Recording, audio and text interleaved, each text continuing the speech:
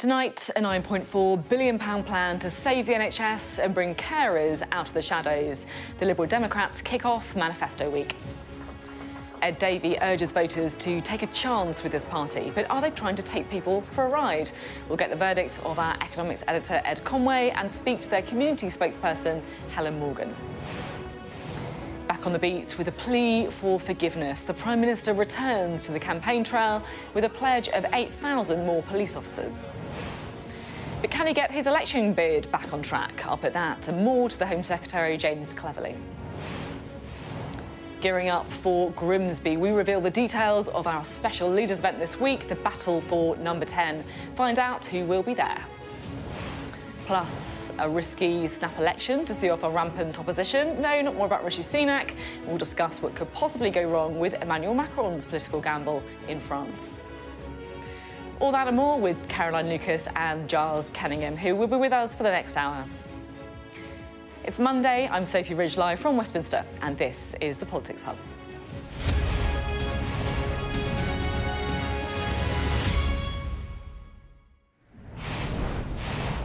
Hello, good evening. Well, it's the beginning of a huge week in the election campaign, Manifesto week. A week that will not only define the outcome of the election, but could also define the future of the country for years to come. Now, we're kicking off with the launch of the Lib Dem Manifesto today. Tomorrow, we'll get the Conservative Manifesto, and then the Labour Manifesto is also expected later in the week. So, expect lots of goodies thrown at you in the coming days. Manifesto week is a little bit like having your meals designed by a 4-year-old. So expect Haribo, party rings, jammy Dodgers, the lot, everything sugary. What I'm going to be looking out for, though, is who's brave enough to put some broccoli on the menu? Who is brave enough to include some unpopular policies, as well as all the sugary crowd pleasers? Because let's face it, whatever the makeup of Parliament in a month's time, the economic picture is not going to change overnight. National debt will still be cripplingly high, public services will still need more investment, the tax burden will still be at historically high levels. So will there be a manifesto this week that addresses the scale of the challenge and that levels with voters about what that really means in terms of policy? That's what I'm going to be looking out for. So we'll be picking through all the pledges, all the policies right here on the Politics Hub this week. And we're starting tonight with the Lib Dem Manifesto because, yeah, we've gone through all 114 pages of the Lib Dem Manifesto for you so we can bring it to you in a nutshell. Let's begin, shall we? Here we go. Right. The Lib Dem Manifesto. We'll start with health and social care. Nearly a third, 10 billion, about a third of overall new spending would go on health and social care. So what do they want to do with it? They want an extra 8,000 GPs, and they also want new guarantees on waiting times in dentistry, in cancer treatment, and also for GPs too. There's also going to be a rise in the £2 minimum wage for care workers there, but by £2, not the £2 minimum wage. Right, let's move on, shall we, to welfare. So the Lib Dems want £4 billion to tackle child poverty. That's mainly by removing the two-child limit and also the benefit cap there as well.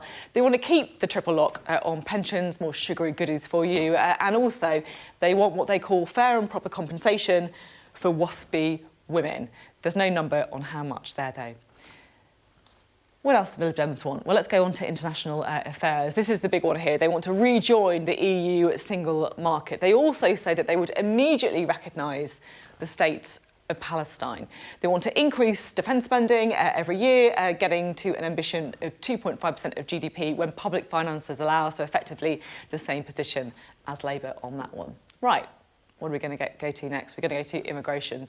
They want to scrap the government's Rwanda plan, nice and simple. They also want to expand the youth mobility scheme with the EU there as well. So effectively closer ties with the EU from the Lib Dems. No real surprise there. There's also some big pledges on energy and the environment. So they want an emergency home energy upgrade programme.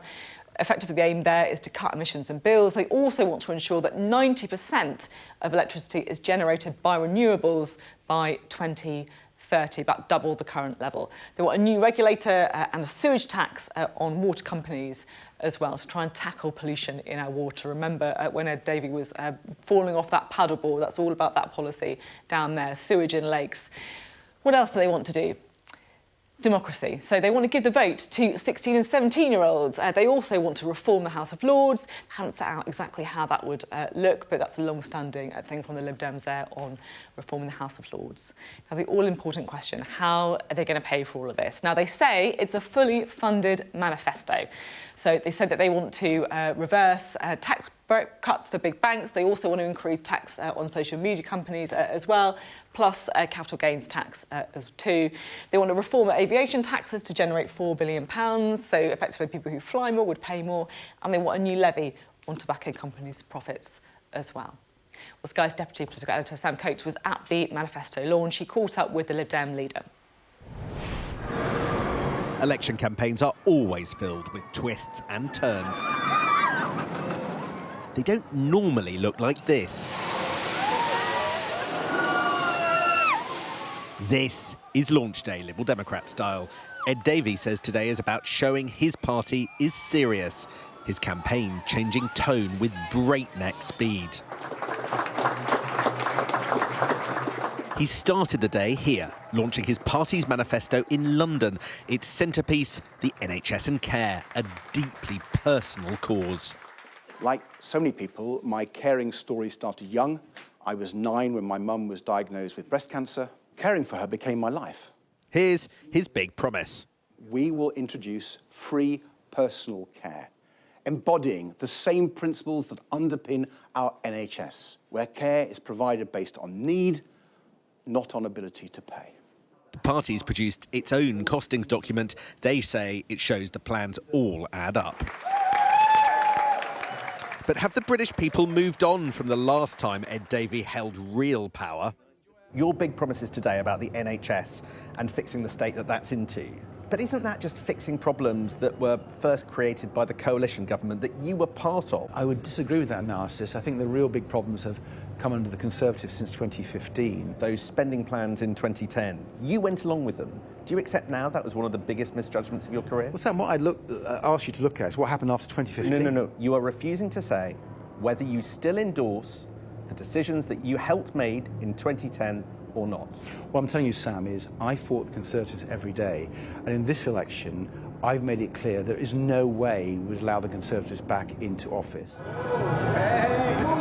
Ed Davey wants you to see a very different party to the coalition years. Ed Davey's Safety First manifesto, short on thrills, but designed to reassure, hoping that voters have forgotten the roller coaster of the coalition years. This Tory seat of Newbury is a prime Lib Dem target. Voters here still need convincing. I would like to hear how they're going to fund it. There's only a certain amount of money in the pot, isn't there? So what are they taking it from? No policies, no idea. People without any they've got no. I mean, all of them are terrible. I think the Liberal Democrats might have a lot to give, but it always depends on the candidate.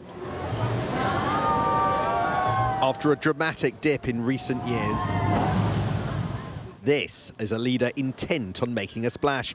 Could they emerge as a serious force after all this?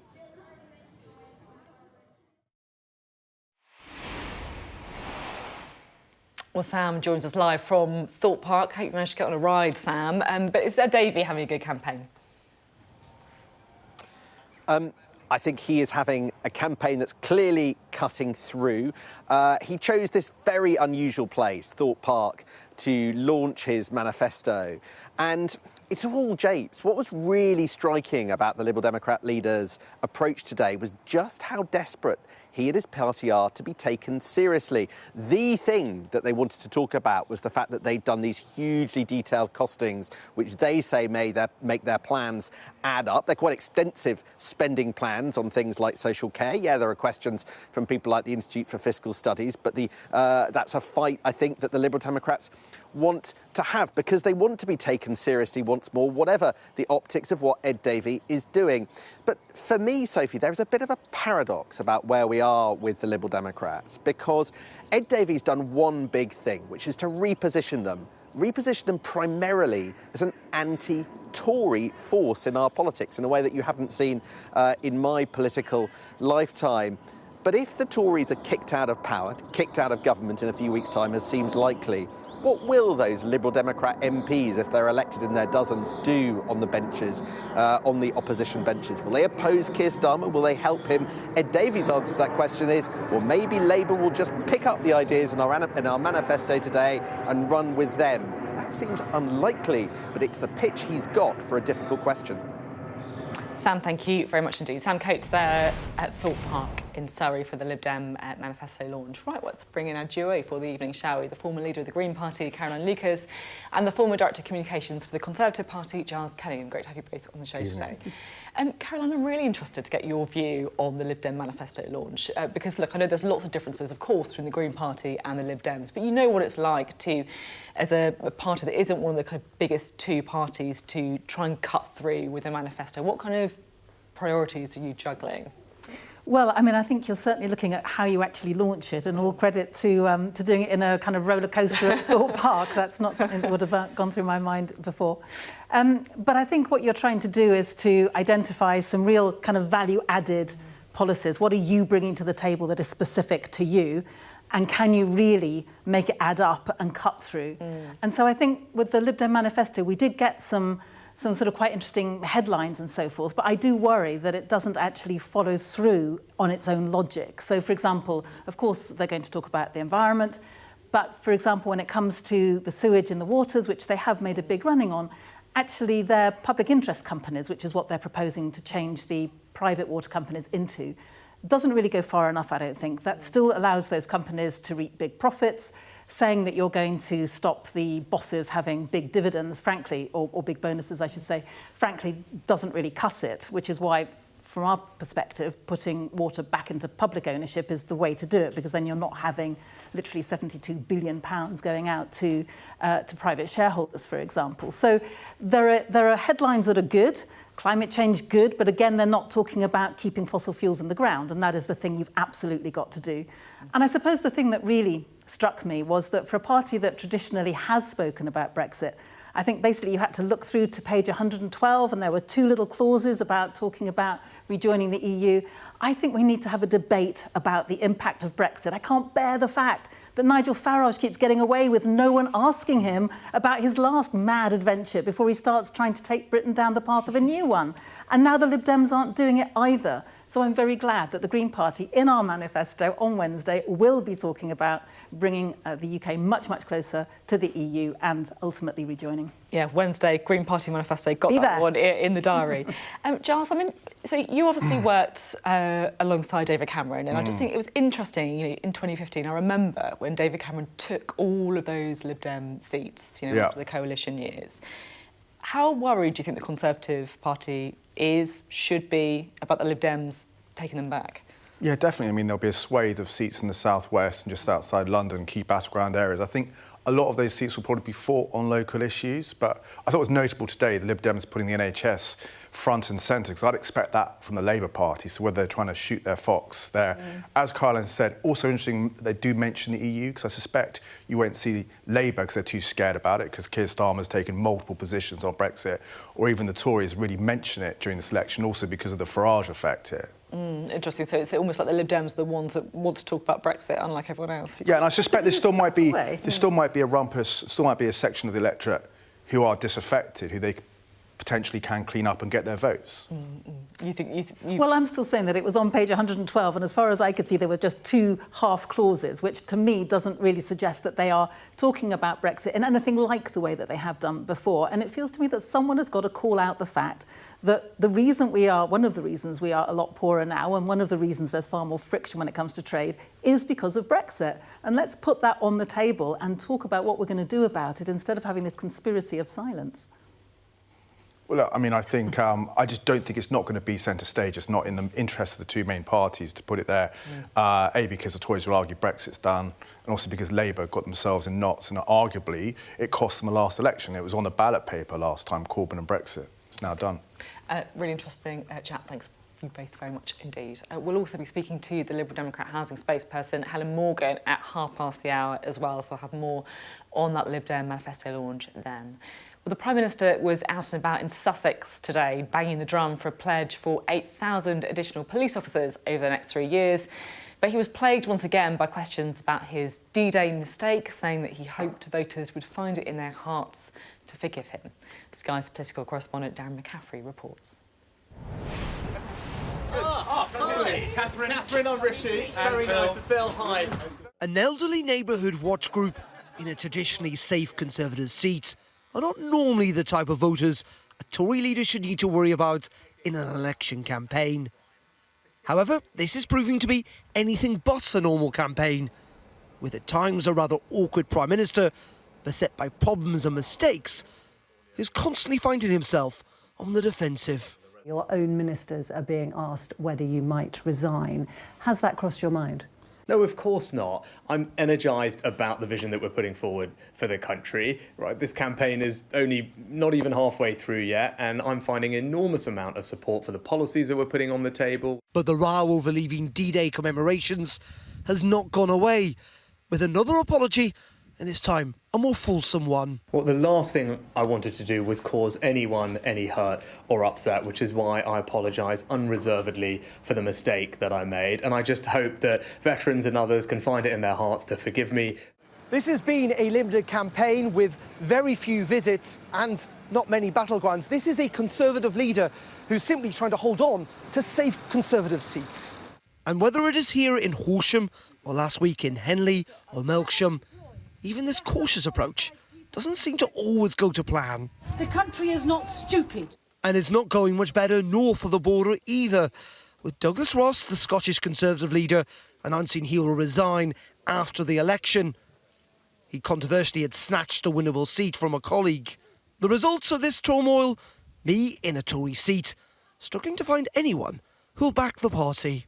How you kind of think the election campaign's going for the Conservatives at the moment? Badly.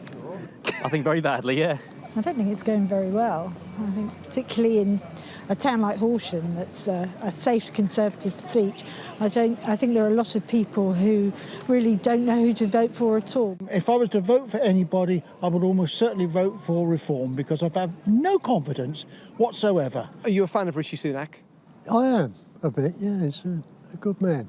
I just think it's been 14 years where we've had Conservatives around the country, and I don't think they've done anything well for us. They've kind of just keep screwing it up. There are still 3 weeks of campaigning left, and tomorrow the party launches its manifesto. The Conservatives are hoping that it proves a game changer, and with them still 20 points behind in the polls, they really need it to be. Darren McCaffrey, Sky News. Well, listening to that report was the Home Secretary, James Cleverly, who joins us now. Great to have you on the programme this evening. So 8,000 new police officers if the Conservatives win the election. What's the idea? Well, we are very proud of the fact that we've recruited 20,000 police officers already. We've delivered on that previous manifesto commitment. And what we're saying is we're going to go further. We know public safety matters. It's incredibly important.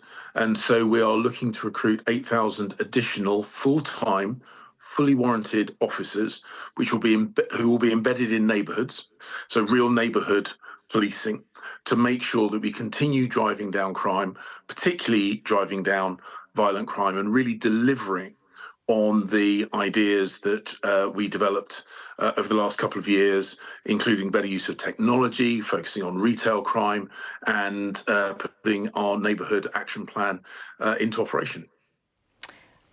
How do you think the election campaign is going so far?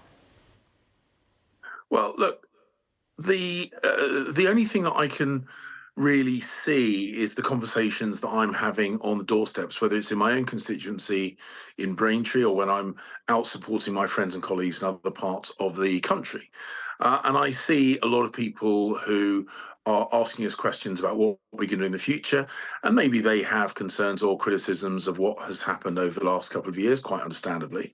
But whenever I ask them if they're considering voting Labour, they scrunch up their faces, and it's very clear that the Labour Party, and Keir Starmer in particular, has not really caught the imagination of British voters. If I ask them about other smaller parties, Lib Dems, Reform, the Greens, I think they really understand that the decision at this election is who is going to form a government, and that's really only the Conservative Party or the Labour Party, which brings me back to the point that the Labour Party and Keir Starmer haven't sealed the deal. So there's everything up for grabs, and we will continue to take our bold plans to the British people.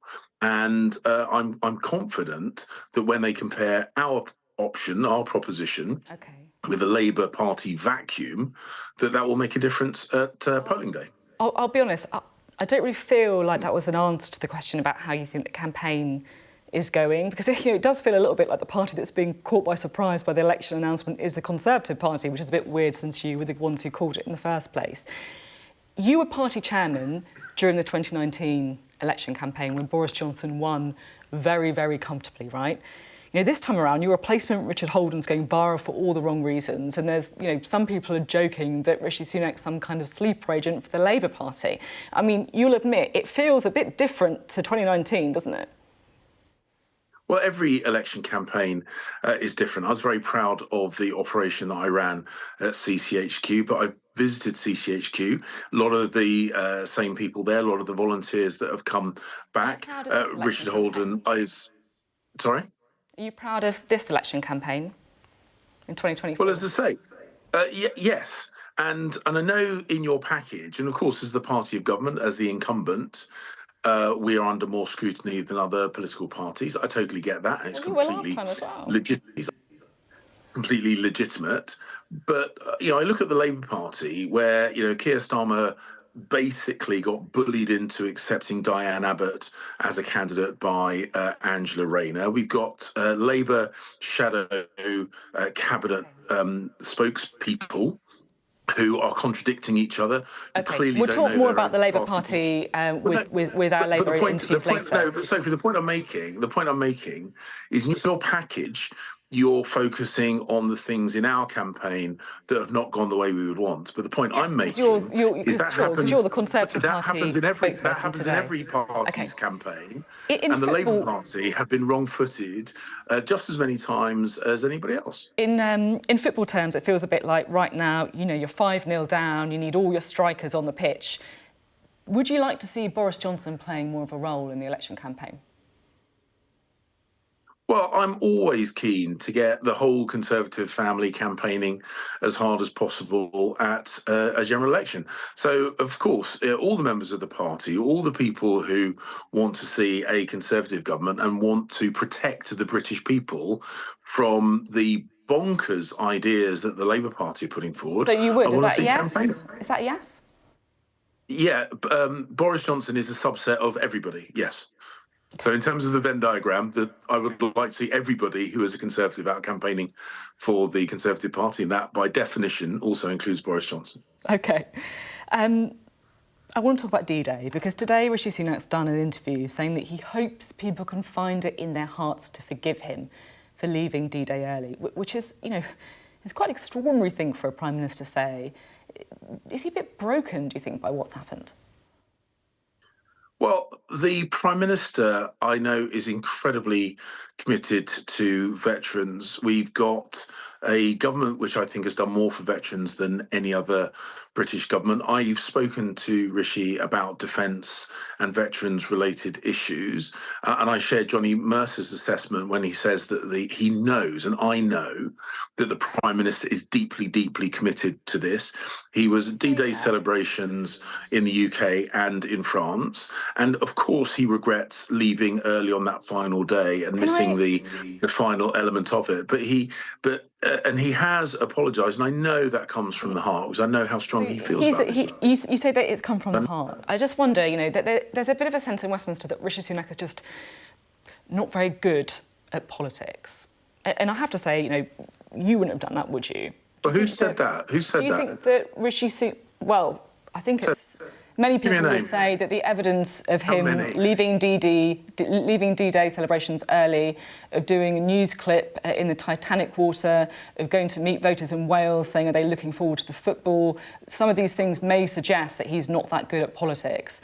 Do you think he's been well advised? As I said, Sophie, the point is, as I have said, We've had elements of every political party's campaign that doesn't go exactly how you want them to. That is the nature of campaigning, and I could list just as many from the Labour Party. So the point is that what you do is you take your ideas to the British people. We're announcing that 8,000 extra police officers today. We're committing to defence. We have committed to making the life of veterans better. We have a veterans minister. We have an Office of Veteran Affairs, neither of which existed under Labour. We are making sure that veterans have speedy access to public services and cheaper public transport. That is the Prime Minister's commitment to veterans. And he said that it was a mistake to miss that, final element of the D-Day commemoration, and he's apologised for that. I take him at his word on that because I know how strongly he feels about this issue. You ran for the leadership back in 2019. You didn't win, so since then, of course, you've had to follow other people's visions for the Conservative Party. If the ball were to come loose at the back of the scrum, as somebody once said, would you be tempted to have another go at all? So my focus and my advice to everyone else who wears a blue rosette at this election is to focus relentlessly on protecting the British people from the catastrophic impacts of a flip-flopping, weakly-led Labour government. That's what I am relentlessly focused on. And anyone who is doing their planning as to what they might personally do in the event of our failure should be advised to turn that energy into making sure that we don't fail at this general election, because the people who will suffer are those families who will get that £2,000 extra tax burden under Labour, a Labour Party that has spectacularly failed to support the government when I have tried to protect our borders, voting over 130 times against toughening our borders. A leader who has been we've got the message on the Labour Party, and you might hate me for this, but you weren't ruling it out there, were you? That's the choice at the general election. That is the choice at the general election, and I'm relentlessly focused. You might hate me for it, but you weren't ruling it out in that answer, were you?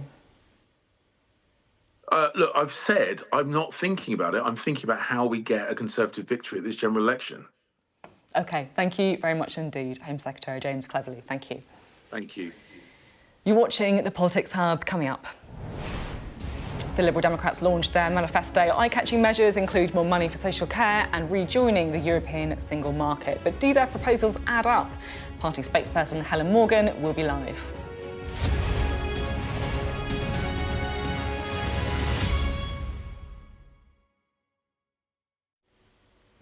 Hello, welcome back. You're watching the Politics Hub on Sky News. The top stories. The Liberal Democrats have launched their party's manifesto, presenting it as a fully costed plan to save the NHS. Rishi Sunak has asked voters to find it in their hearts to forgive him for his D-Day mistake, as the Conservative announced plans for 8,000 more police officers. You can stay up to date with all the goings-on in the election on our digital Politics Hub by scanning the QR code at the bottom of your screen. Among the other stories that we've been covering that you can read about today include this one.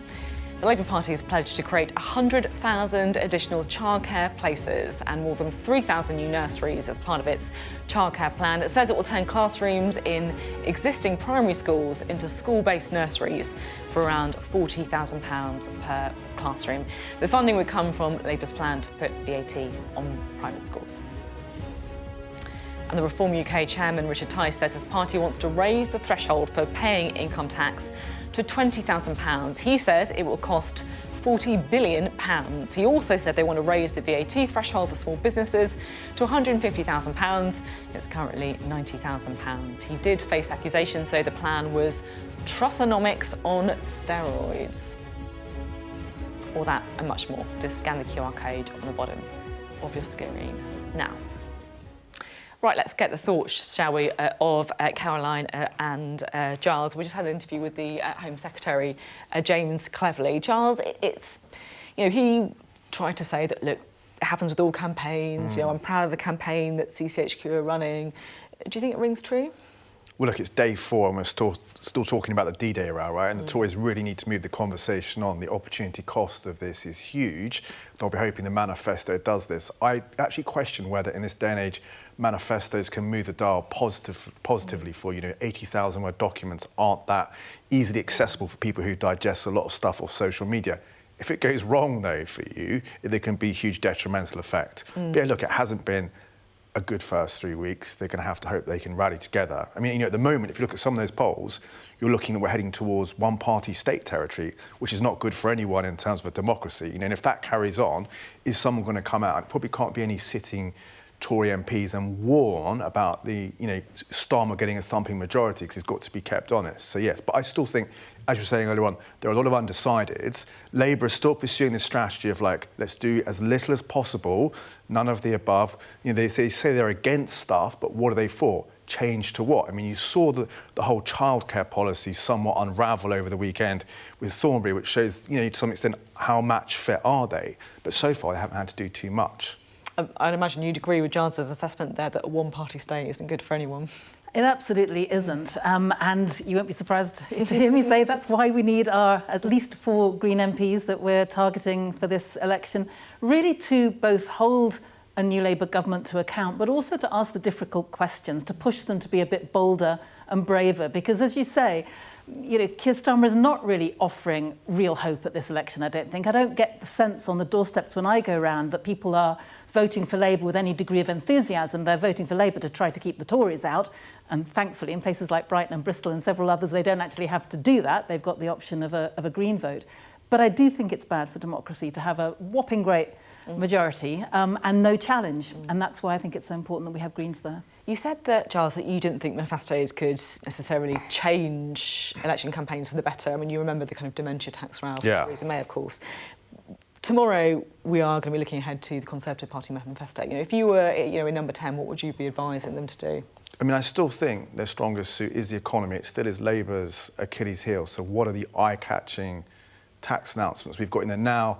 I think I read before I came on here that's been reported they're not going to do anything on inheritance tax, which would have been an obvious play, especially to the older demographic who traditionally vote Tory and have a high turnout. But I think, it's going to have to be something on tax. And really, it's about 2 or 3 eye-catching policies that can kind of capture the public's imagination. But, is anyone going to be going through an 80,000-word manifesto? No, I think last time the Institute of Government said... We will, don't worry. You will. You'll do it for everyone. So you don't have to worry about it. It was only hundreds, if a few thousand people actually download it. So, yeah. It's a fair point. I mean, it's interesting, isn't it, with the parties like the Greens. How worried do you have to be about everything adding up, all the sums adding up, or should it actually be about just going for your heart?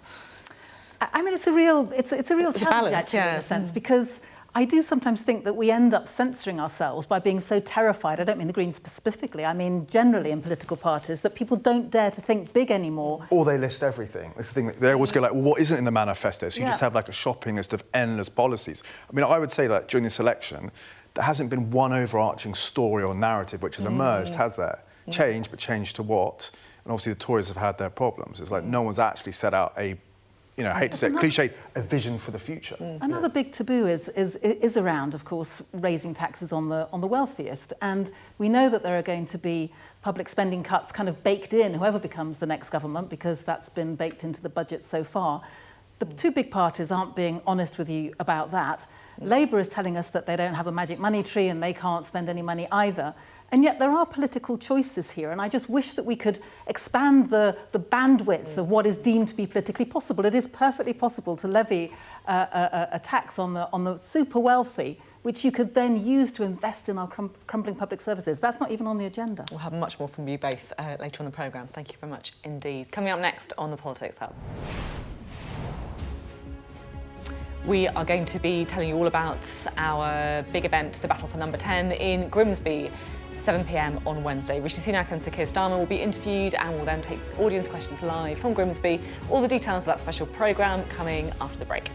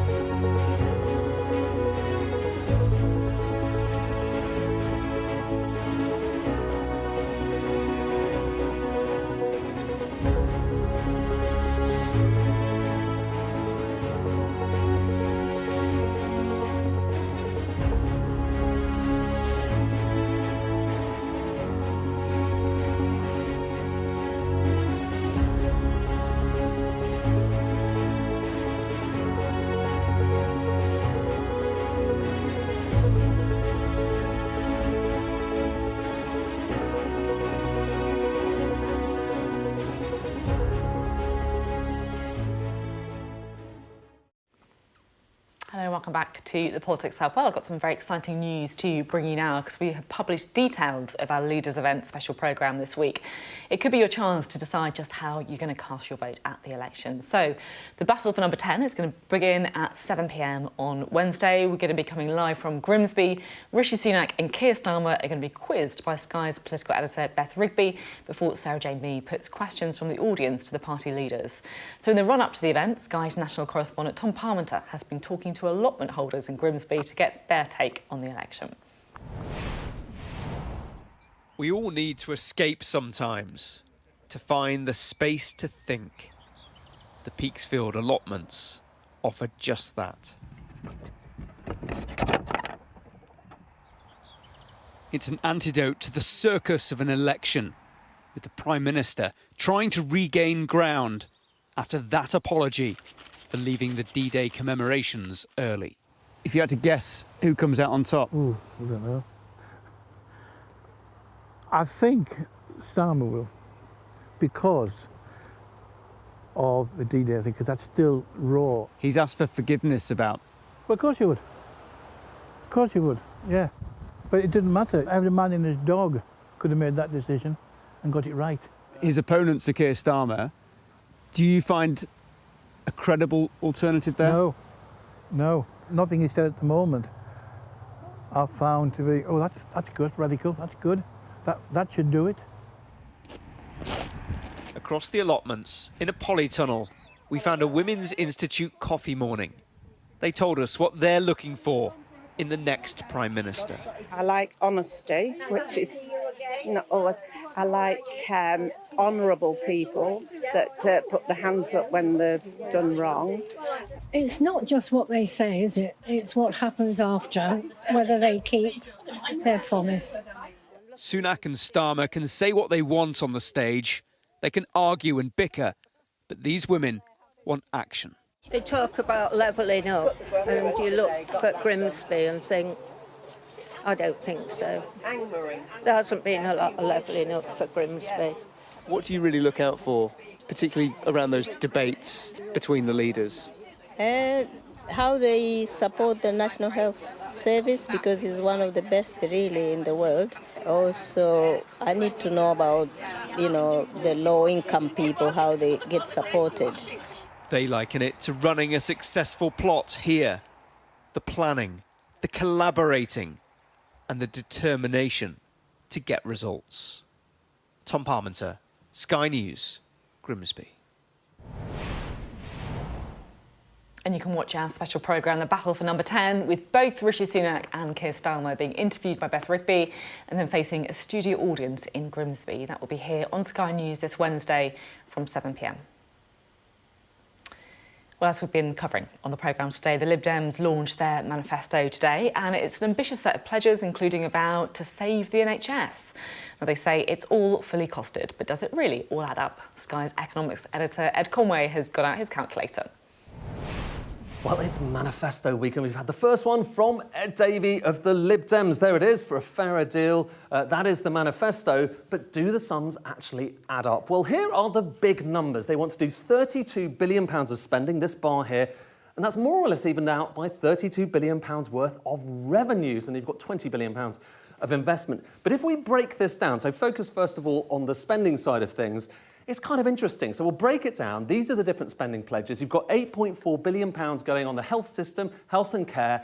Sounds like a lot of money, doesn't it? But when the Nuffield Trust looked at this, they said actually that implies increases of 2.8% in the coming years, which is below the 3.6% average. So it's not quite as generous as it looks. You've got other measures that are quite interesting, quite a few of them. This one, they want to scrap the two-child limit. It's going to cost £4 billion. But really the most interesting thing, and many of the biggest question marks, are how they're going to pay for that. So if we take that other bar and break it down, this is the tax revenue side of it. And the biggest amount that they think they're going to raise comes, guess what, from avoidance measures. In fact, they think they can raise £7 billion from it, more than Labour or the Conservative Party, although people have big questions over how they're going to raise that and where it's going to come from. Could be particularly middle earners. You've got this, raising capital gains tax. You've got raising bank taxes as well. This one's quite interesting. Look, they want to raise, to allow asylum seekers to work after 3 months. They think that could raise £4.3 billion. But there's another that's slightly curious. So this one here, £3.6 billion coming from changing air passenger duty.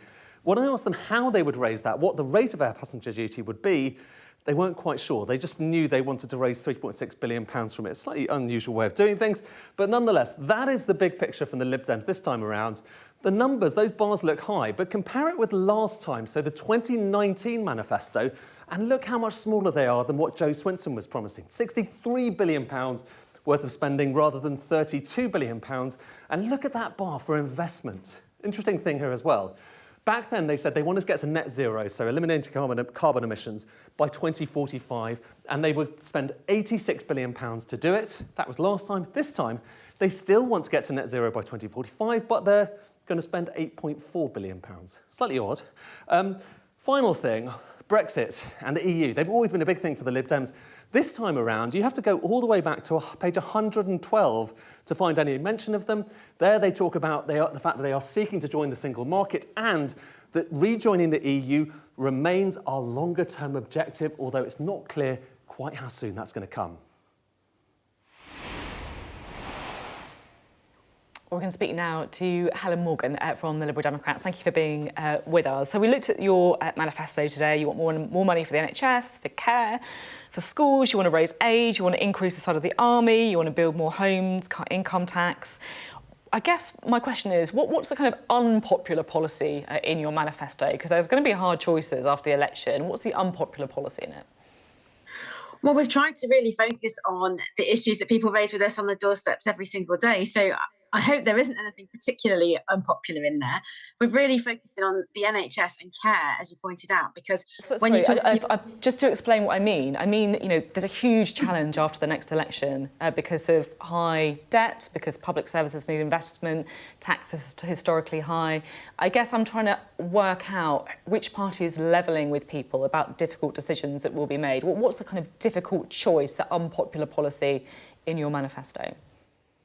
Well, we really don't want to raise taxes on working people and pensioners because they have really been feeling the pinch with the cost of living crisis. So our taxing plans are based around looking at the big banks and looking at the wealthiest people in society to try and get them to contribute a little bit more, particularly towards this health and social care plan. So what do I mean by that?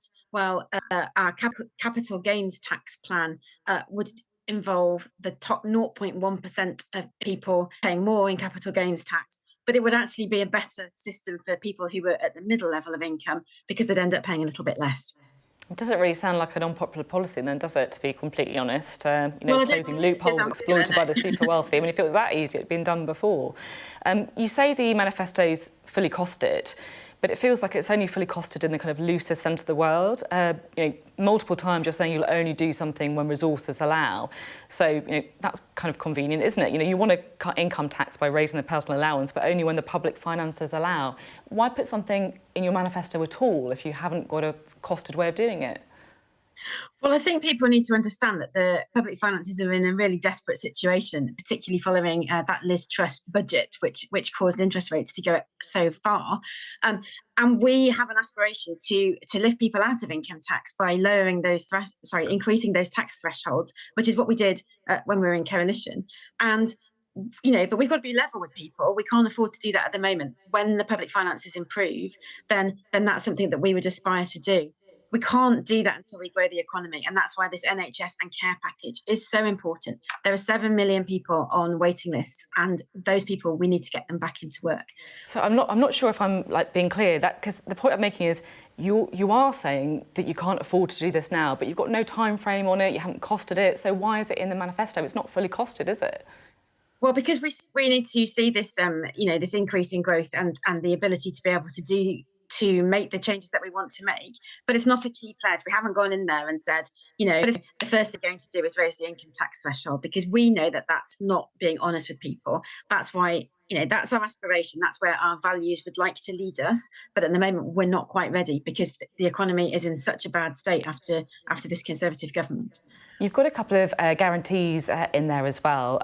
So you want to guarantee that 100% of patients will start cancer treatment within 62 days from urgent referral. Currently, it's only 60%.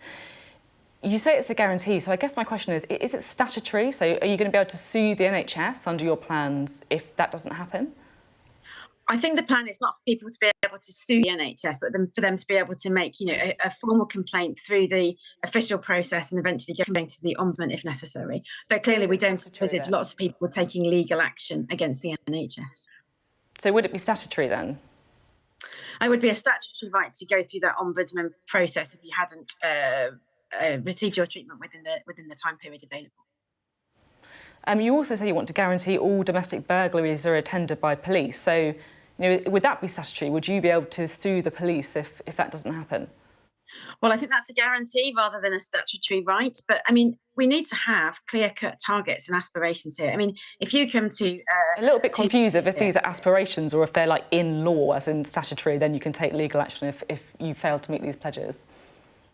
We don't envisage lots of people taking legal action against our public services because clearly that would be unaffordable.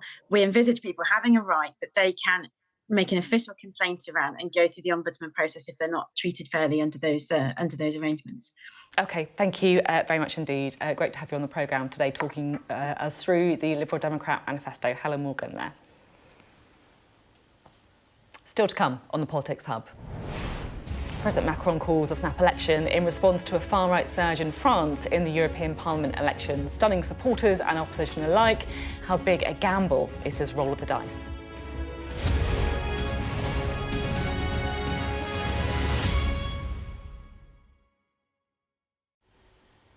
Hello, welcome back to the Politics Hub, to Europe now, because President Macron stunned politicians and voters after he announced a snap general election in response to a far-right surge in European Parliament elections. So this is a map. It's of France, just in case you're not great at geography like me. It shows how every commune in France has voted in the EU elections. Now, you can see the colour of that map. This is everyone who has voted for the far-right party of Identity and Democracy, where they came out on top. So the snap poll is seen as an attempt by Macron to catch Marine Le Pen's National Rally Party off guard and try and regain the initiative. Let's chat a bit more about this, shall we? Get the thoughts of Caroline and Giles. Caroline, how concerned are you about, I guess, the rise of far-right parties that we're seeing? I'm deeply concerned about it. It's clearly a wave not just in Europe but in the US and coming here in the UK as well in the shape of Nigel Farage. So I think this is a real threat and that we ignore it at our peril. I think as far as the Greens are concerned, and obviously we did lose some seats in the European Parliament, sadly, this time around, but I just think it makes it even more important that when we're talking about proposals like a Green Deal, a big investment in the green economy, we've got to make sure that that transition to a greener society is not done on the backs of the poor. It's got to be something where real investment is put there to ensure that the transition is genuinely a fair one.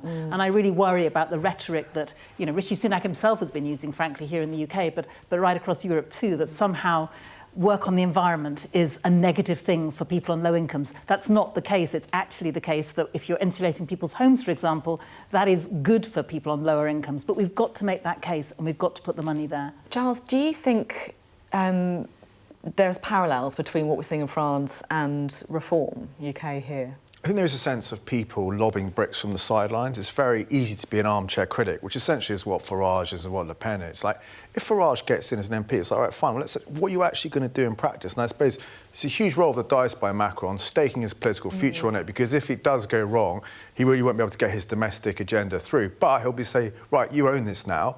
What are you actually going to do about it? And they'll probably realise that actually politics isn't all milk and honey, and there are difficult choices and there are areas of grey, because the debate has become very binary. And I suppose, like, AI and robots have kind of fueled us as they're taking people's jobs, and we live in a very disruptive world, and no politician has really articulated how we deal with that and what the future holds. Yes, quite astonishing. I have to say, it took me by surprise what happened in France. It was like a real shock, wasn't it, when it came out? Such a high-risk strategy, I would say. Yeah, it really is. Thank you both very much for lots of lively debates on the panel this evening. That's it from us tonight. I'll see you tomorrow at 7. Up next, it is the UK Tonight with Sarah Jane Mee.